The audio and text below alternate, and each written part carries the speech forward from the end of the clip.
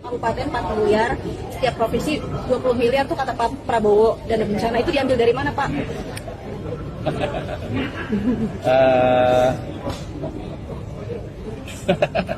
Jadi gini. Ada masih anggaran untuk bencana, kan ada setiap tahun tuh STIMATE. Itu satu. Nanti kita sudah sisir anggaran 2026.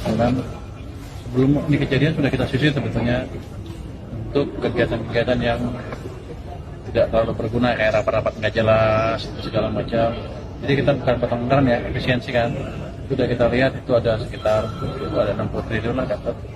Jadi nggak usah terlalu khawatir, anggarannya ada, bukan dari potong anggaran tapi dari memulai kegiatan-kegiatan yang nggak jelas, rapat nggak jelas. Ini yang jelas nggak apa-apa ya. Jadi kita disisir tuh, begitu APBD-nya selesai kita sisir semuanya.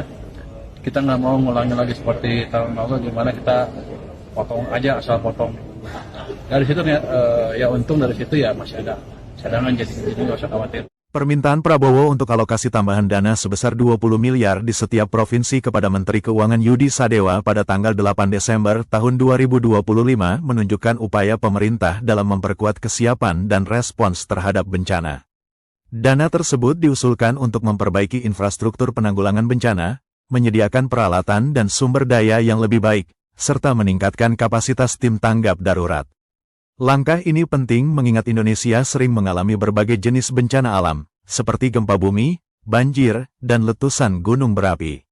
Dengan alokasi dana yang tepat, diharapkan dapat mengurangi dampak bencana terhadap masyarakat dan mempercepat proses pemulihan.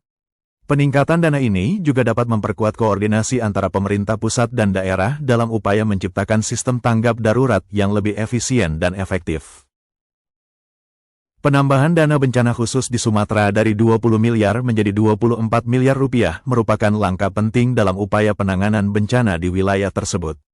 Dana tambahan sebesar 4 miliar rupiah ini diharapkan dapat meningkatkan kapasitas tanggap darurat dan pemulihan pasca bencana.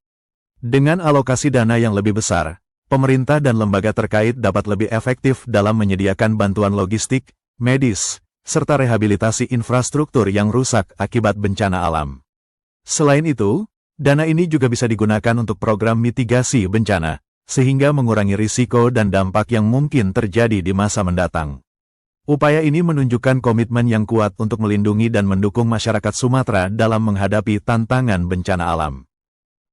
Presiden telah menegaskan bahwa pemerintah akan segera mengalirkan dana bantuan untuk memulihkan kondisi masyarakat. Fokus utama dari bantuan ini adalah memastikan bahwa kebutuhan dasar seperti listrik dan air bersih